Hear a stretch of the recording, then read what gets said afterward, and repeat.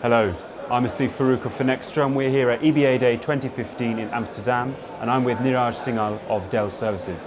And Niraj, thank you for joining me. So there's a real focus now on payments transformation. What do you think are the top three drivers for change?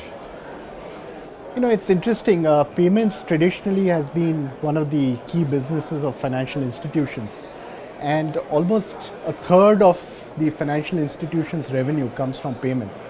Yet, payments has been one of the key candidates for transformation for the last 3-4 years. I think there are three key drivers that are changing the payments landscape. The first is customer and convenience. The second is cost optimization. And the third is compliance. Over the last few years, there have been several non-traditional banking players that have come into the market. So look at PayPal, for example. PayPal has grown by 46% compounded annual for the last 10 years. M-Pesa, which is a point-to-point payment provider, has been doing extremely well. It's already got a base of about 55 million customers, and it's growing very fast.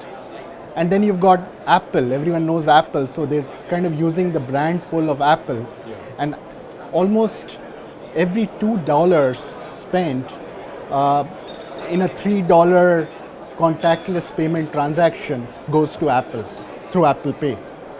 So I think these factors are really transforming the payments landscape. The second most important thing is cost optimization. There's a lot of cost involved in legacy.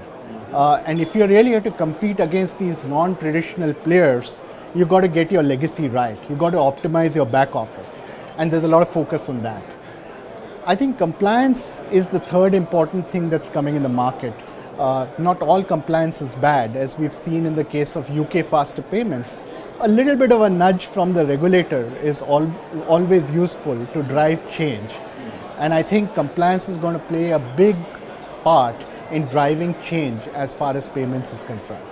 Okay, so as real-time payments is catching up across the globe, what are some of the challenges for implementation? Today we live in a digital age, and people expect spontaneous and instantaneous services. So, you know, my daughter orders something on Amazon and she starts tracking it the next moment that she's ordered it, and she expects the goods to come to her the very same moment. People are asking the same question about their payments. Why should it take 3 days for a payment from one person to come and become available for the other person? So I think there's a real push from the consumer that wants spontaneous services to drive real-time payments. If you look at any country, it's typically the top 10 financial institutions in the country that drive change in payments infrastructure and move towards real-time payments. There are 18 countries around the world that have implemented real-time payments. There are at least 12 other countries that are in advanced stages of planning for real-time payments or have got concrete objectives in place to implement the same. I think there are some key challenges that financial institutions face towards real-time payments. The first challenge is, as I mentioned, is legacy. There's a lot of legacy infrastructure, and unless you're able to optimize on legacy and reduce the overall complexity of the back office, you cannot bring about this change. The second is the service is got to be available 365 days, 24/7. And that puts a lot of focus around support and availability of that service. The third is real-time monitoring. You can't expect frauds when the payments are irrevocable. So you got to really take care of your frauds, and you need to closely monitor this service as well. The fourth is liquidity management. So with dynamic limits, liquidity management becomes a big focus area.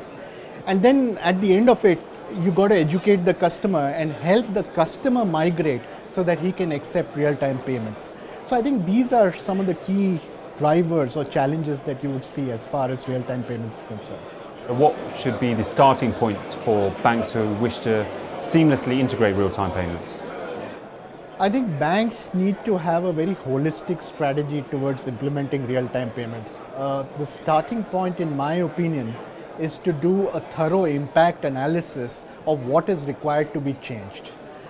Once you've done that impact analysis, you need to set up a core team that interfaces with business, with technology, with operations and with design, and gets all parts of the organization together to implement this change.